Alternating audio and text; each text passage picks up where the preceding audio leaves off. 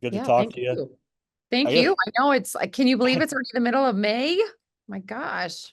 it goes by quick. Uh, Wanted to start off asking you about Lisa's retirement and what happened at Iowa. I guess first of all, just what has Lisa meant to you, and just what does that mean for the Iowa basketball program? Yeah, it's funny. I saw her about not even a week ago. We went back. There was a funeral of a longtime Drake person that we knew for a while, and so it was nice to be able to see her there. And I've known both her and Jan for a long time, and obviously I played for them. But I even grew up going to camps at Drake when she was there. So she has been pivotal in just really my playing, my coaching, philosophies, how she's, held herself to a really high standard, how she's made it about her players, how she's, works hard, she's blue collar, she's humble.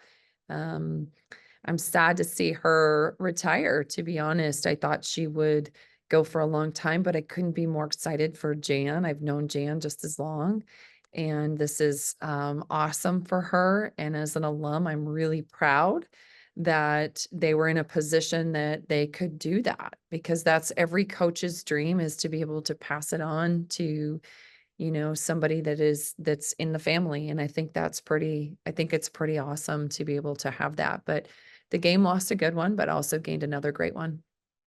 And then I want to ask you a follow up to that real quick. Uh, Obviously, what that program and what Caitlyn did this year Mhm. elevated women's sports to an even different level than it had been on. Just how do you feel about just the state of not only this sport, women's college basketball, but women's sports period with what's going on this campus and just the national momentum right now. It's really interesting because, I'm so entrenched in it. And, I've gotten to watch, Caitlin from when she was really little to be able to grow and, so you have that personal connection of being able to watch her elevate the game. You watch your alma mater go to national championships. You get to see that. And so you're really proud of that. You're watching Caitlin become a household name, not just for people that are, in women's basketball or, from the state of Iowa. I mean, she's really been able to elevate. I mean, look at what she's already doing from the WNBA perspective. And she hasn't even played in her first official game yet. I know it's coming, but it's pretty amazing what she's been able to do. And then it's also been amazing to be able to see those women that are playing with her in the WNBA right now talk so highly of her as she has come into a space. So that's the stuff that makes you proud. It's not just her ability, but it's the way that she carries herself.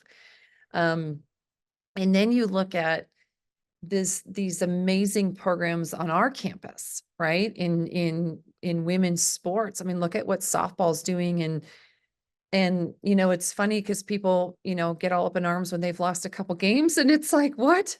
I mean, they're amazing. None of us are worried. We all think they're going to just go and they're going to win because they're so, um, they're just incredible. They're incredible ambassadors. They're incredible people that happen to be really, really good at softball. I think Patty is another one that's extremely humble.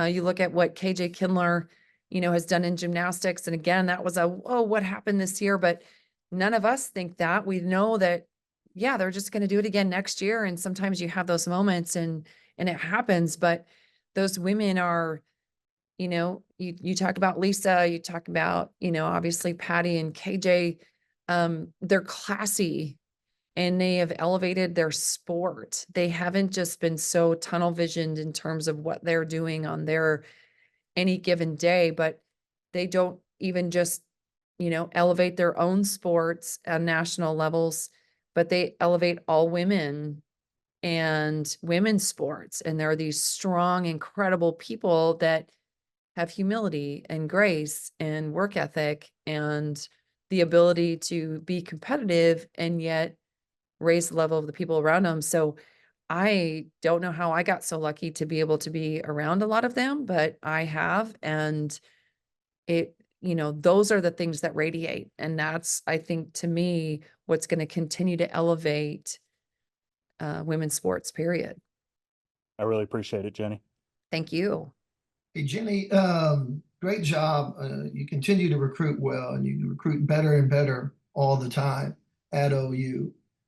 Getting Reagan Beers, who, if we follow women's basketball, we've been following her for a long time, to come into your program is a great get.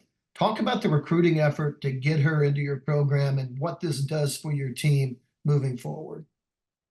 Well, one, you're going to love Reagan as a person, and she's just incredible to be able to watch our women interact with her when she came on the visit.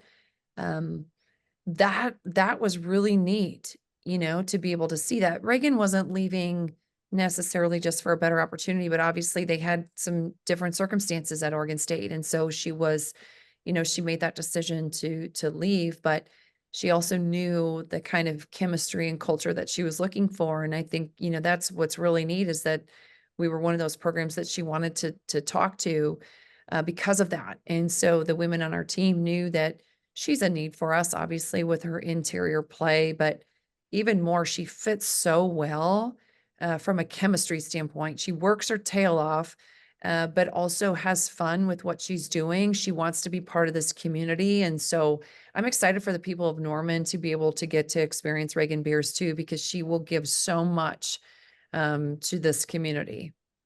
Next year, you get Beers and you get Liz Scott back. Everybody forgets about that. Liz is a really good player. And Skylar. Nobody's forgetting. Okay, well, sometimes I have to remind people on my show. Sorry.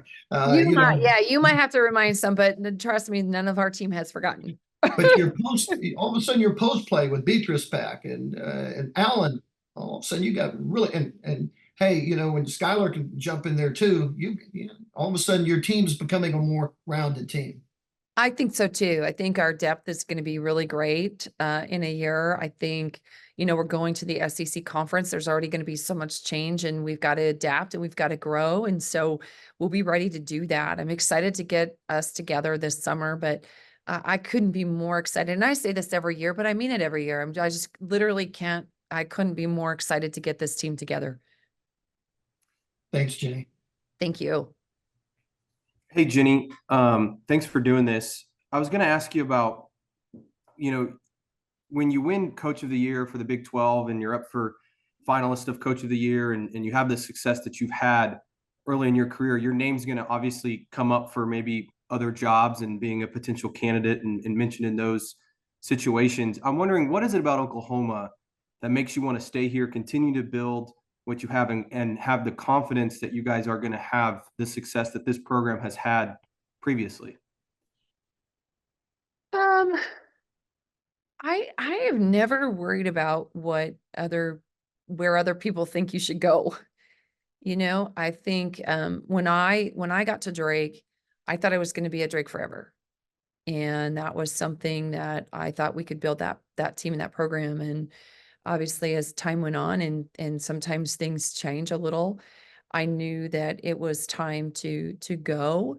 But I didn't know I could ever find a place that I loved as much as I loved Drake.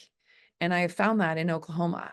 And it's kind of like when you have your first child, you don't think you could ever love another child as much as you could possibly love that child. And then you have another one, right? The third one breaks you. So I know that you just go to two places and you stay.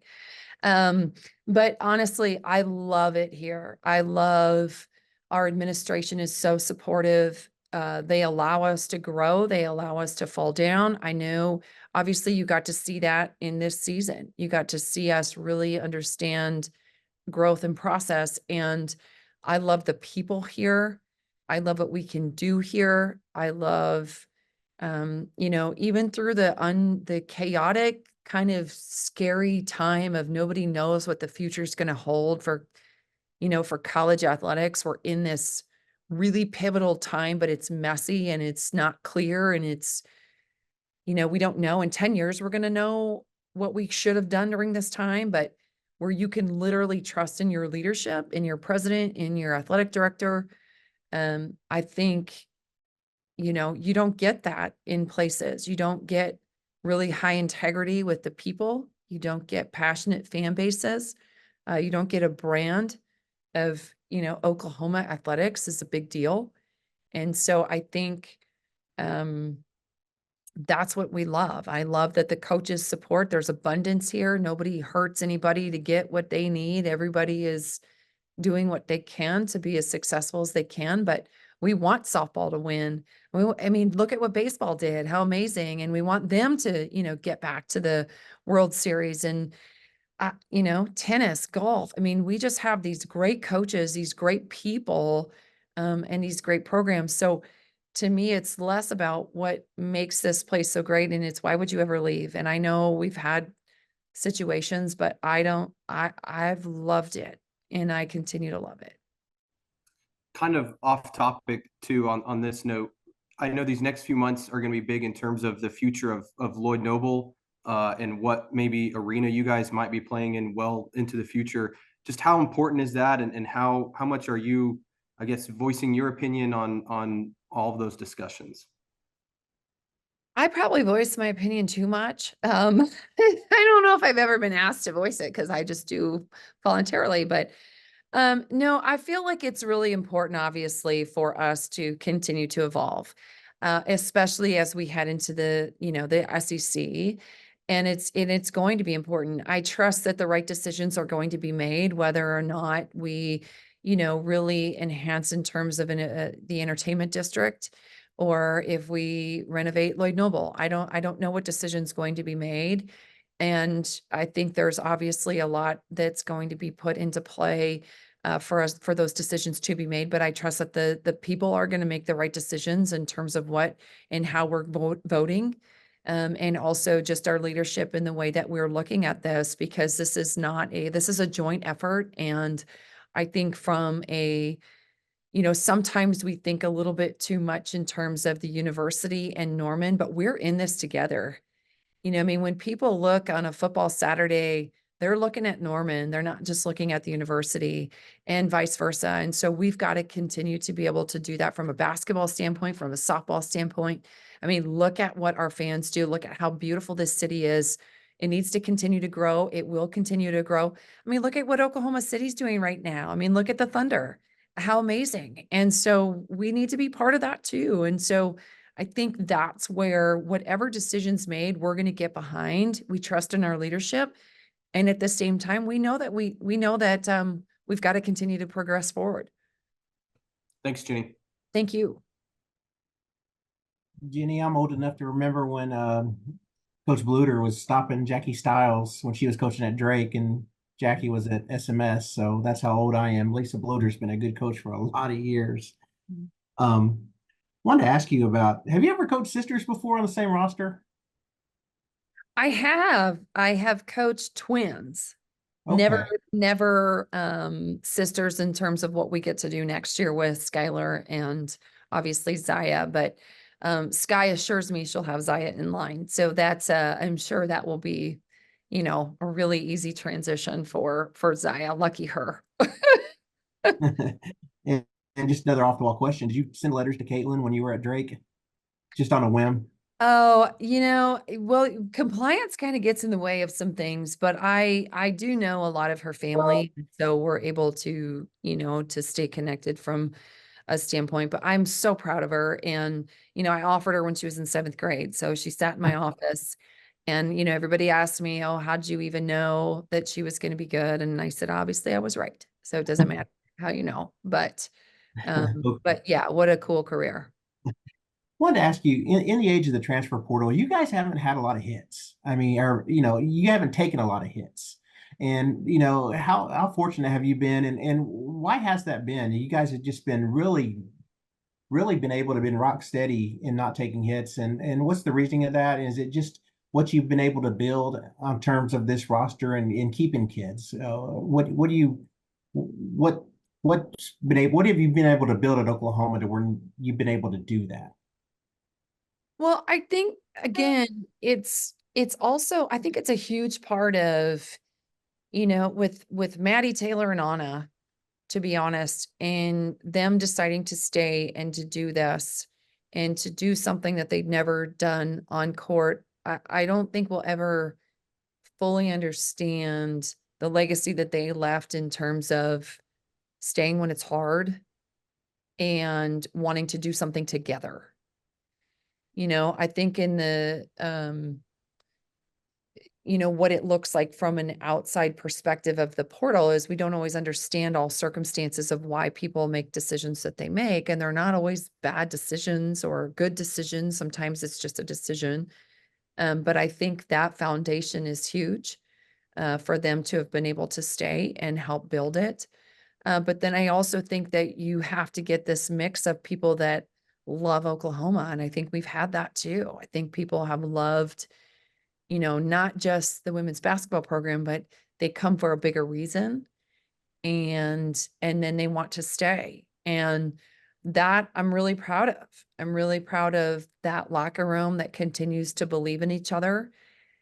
You know, as much as you want to say, oh, it's coach and it's, you know, I don't know if it is. I mean, I'm not trying to underplay what we do as coaches because obviously it's an important, you know, job or I wouldn't be doing it.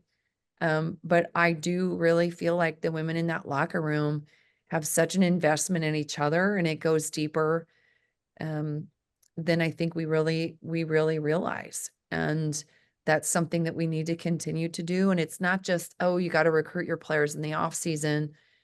We really have to invest in each other. And I think that we're doing that. Are we there yet? No. Do we have to get better? Absolutely. Do we need to continue to grow? Do we need to continue to go forward? 100%. But I think that, you know, we're all willing to do it together. You mentioned Liz Scott a little while ago. Is she 100% now?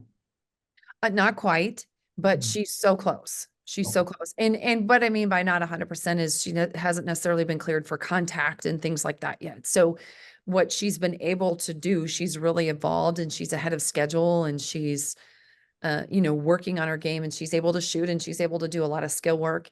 But she hasn't been cleared to go full contact yet. Jennie, thanks. Like everyone said, thanks for doing this today. No, thank you guys. I appreciate it. Hey, Jennie, can I ask one more question? Absolutely. I saw where a couple of your girls are on a mission trip. And, you know, so what are some of your girls doing here? You know, they get 3 weeks off and I know they're coming back in the summer. And what is the summer program for you guys? Are you having camps this year and things like that? Yep. So Liz Scott, Raina Scott, and Nevaeh Tot are all doing a study abroad in South Africa. And that's a program that we have through university. And then Soul Mission has joined them to add a mission element to it. So there's a lot of different athletes that are going right now. And so it's a really cool opportunity. I'm excited for them to get back. This is the first time that we've had that since I've been here, that we've done that. So I'm excited to hear they just left. So they'll be gone for a couple weeks and then they'll come back.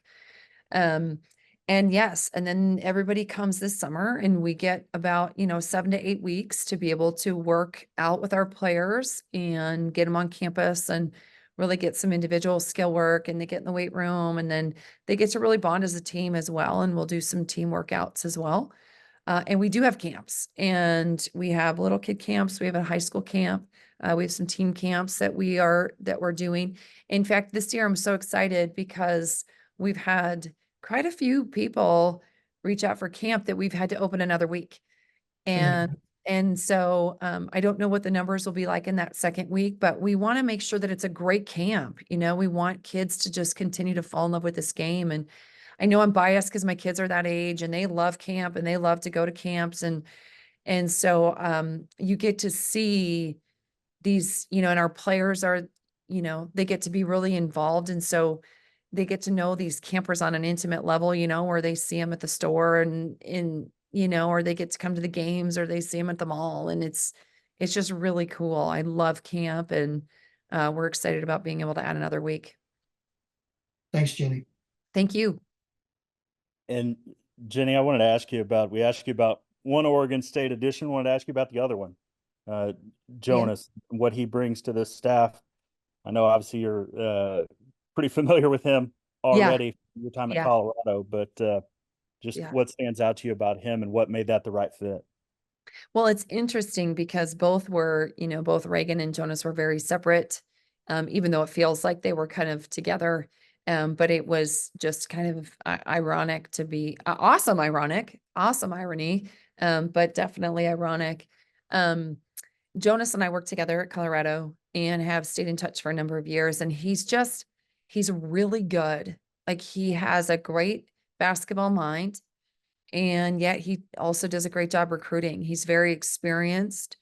He'll be a head coach someday. I don't know how long we'll get to have him here, but we will take him as long as he's willing. But he is excited about the potential of our team as well. So that was a huge part for him. Excited to go into the SEC. That was a huge reason that he wanted to come here as well. But he's got great energy. He's really good on court. People are going to really like him here. And he has, both national and international recruiting ties, which will be really good for us too, to continue to elevate our recruiting reach.